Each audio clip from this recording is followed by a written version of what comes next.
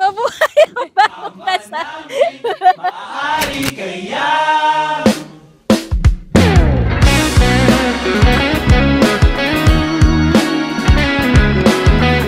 Record ba? Ay wala yun. Impromptu yun pare. If you know. Di, parang walang reason, parang wala talagang super logical reason kung bakit siya yung nagustuhan ko. Naramdaman ko na lang na ay, siya na. From our first coffee, I would say na ikaw nang gayuma sa akin. Reverse yan, you know. Our first coffee together to laughing over those people in Tulfo. You brought warmth and joy to my world. Alibang mapasakin ka't mapasa, iyo ako yan ang paborito kong dasal. Dalawang patinig lang ang pinag-aasam. Pwede bang ako o nalaan? Sabihin mo, oh, makasaya mo hanggang kaya mo gusto mo. 2023 March, first Monday ng March kami una nagkita, nagsangyup kami. Tapos, binilihan niya ako ng off. Sabi niya, ginayuma ko daw siya doon sa kape. I mean, you know. Kung oo, hindi ako amin. Sobrang happy ko na nakasal ka naman. Kasi dati, ano lang tayo, mga nenay lang tayo. Parating sa'yo ang mga panalangin, ilang beses ipinaalam sa itaas ang bulong. Maaari ba kung maging palagi po? My dearest Anshan, I know your daily commute is long and tiring, but I hope this little stitch pillow can make it a bit more comfortable. Whenever you are and use it, I want you to feel my love and remember that I'm always with you. Pwede bang ako o nalaan? Sabihin mo, oh, makasaya mo hanggang kaya mo gusto mo. Mahaba man ang prosesyon, sasamahan ka sa simbahan. Pwede bang ako o nalaan? Sabihin mo, oo. Pagsasama ninyo o ano man ay salamat. Yun lang, wala na. Umiiyak ka eh. Umiiyak. Walan yan.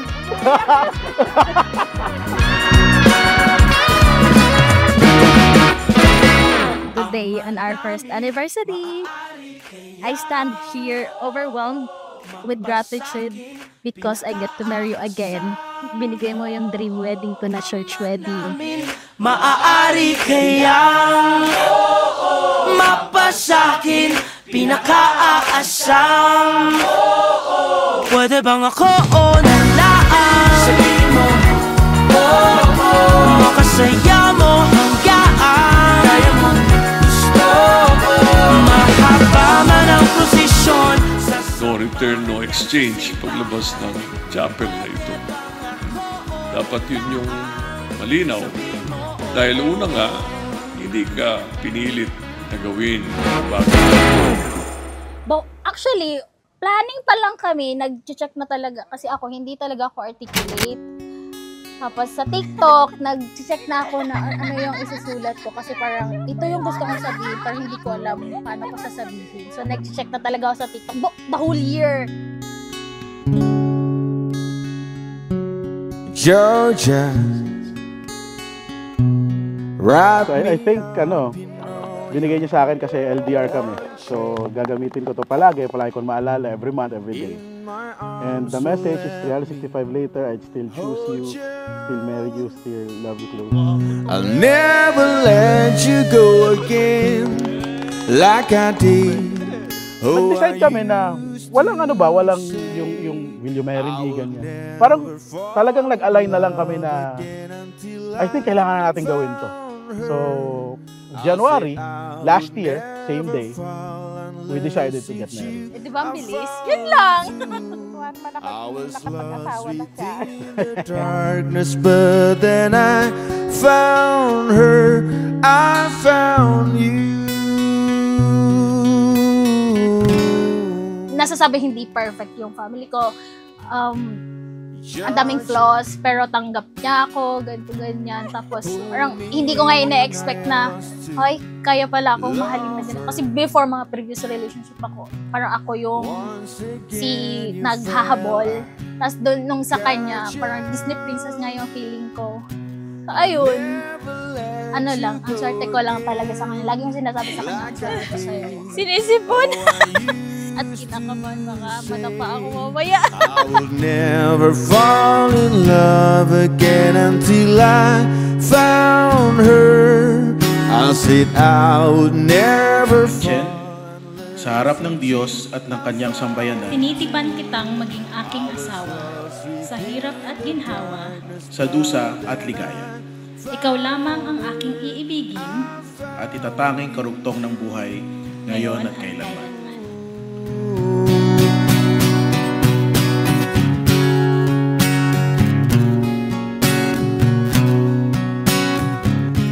I'm good. I can Promise that I'll never go to bed upset or that I'll always be easy to love. But I vow to give you the best of me every single day. I promise to never stop fighting for us, to love you as deeply and fiercely as I can. Roar.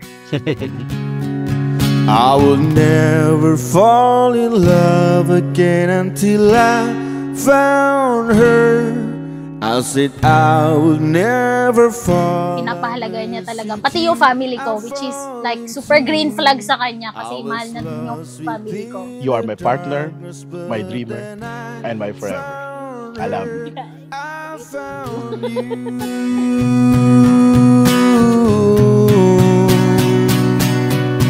I will never fall in love again until I found her. I said I would never fall unless it's you I fall into. I was lost within the darkness, but then I found You are her. my protector, my partner, my best friend na ngayon, and the love of my life. Today and every day, I choose you.